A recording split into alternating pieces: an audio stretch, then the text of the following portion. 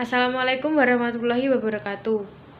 Perkenalkan, nama saya Adista Teresa Avanti dari kelas 9A absen nomor 2. Di sini saya akan menjelaskan tentang Kabinet Perkembangan Politik dan Kabinet Perkembangan Ekonomi dalam masa liberal. Perkembangan politik Indonesia masa demokrasi liberal. Indonesia mengalami perkembangan politik yang sangat berfluktuatif sejak sebelum kemerdekaan sampai era reformasi ini. Salah satu era politik yang pernah muncul di Indonesia adalah era politik demokrasi liberal dan terpimpin. Pada masa-masa demokrasi liberal dan demokrasi terpimpin, keadaan politik di Indonesia juga mengalami banyak perubahan. Keadaan politik masa demokrasi liberal. Setelah kembali menjadi negara kesatuan, Indonesia menganut sistem demokrasi liberal pada tahun 1950 sampai 1959 dengan pemerintahan parlementer. Dalam sistem ini, pemerintahan dipimpin oleh Perdana Menteri dan Presiden berkedudukan sebagai kepala negara.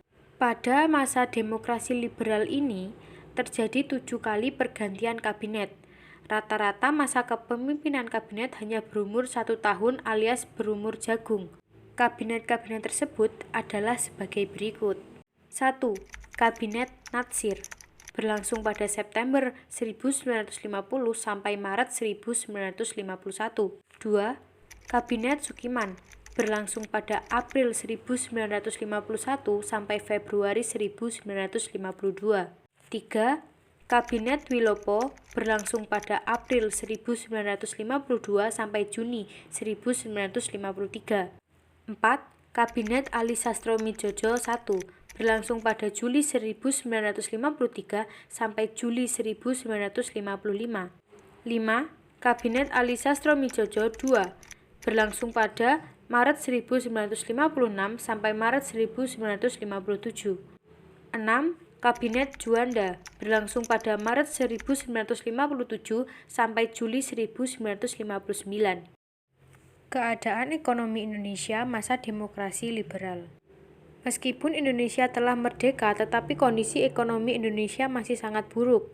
Upaya untuk mengubah struktur ekonomi kolonial ke ekonomi nasional yang sesuai dengan jiwa bangsa Indonesia berjalan tersendat-sendat. Faktor yang menyebabkan keadaan ekonomi tersendat adalah sebagai berikut.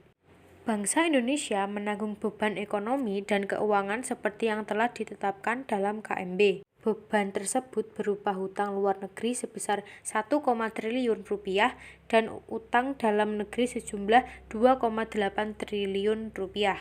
2. Defisit yang harus ditanggung oleh pemerintah pada waktu itu sebesar 5,1 miliar. 3. Indonesia hanya mengandalkan satu jenis ekspor terutama hasil bumi, yaitu pertanian dan perkebunan, sehingga apabila permintaan ekspor dari sektor itu berkurang, akan memukul perekonomian Indonesia. 4. Politik keuangan pemerintah Indonesia tidak dibuat di Indonesia, melainkan dirancang oleh Belanda. 5.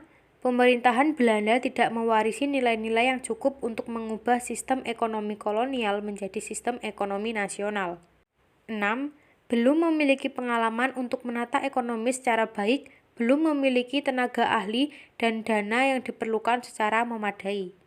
7. Situasi keamanan dalam negeri yang tidak menguntungkan berhubung banyaknya pemberontakan dan gerakan separatisme di berbagai daerah di wilayah Indonesia. 8. Tidak stabilnya situasi politik dalam negeri mengakibatkan pengeluaran pemerintah untuk operasi-operasi keamanan semakin meningkat.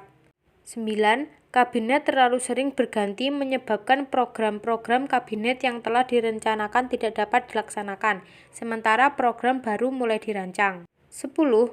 Angka pertumbuhan jumlah penduduk yang besar. Sekian penjelasan dari saya, kurang lebih mohon maaf ketika ada salah kata atau kekurangan kata. Sekian, wassalamualaikum warahmatullahi wabarakatuh. Terima kasih.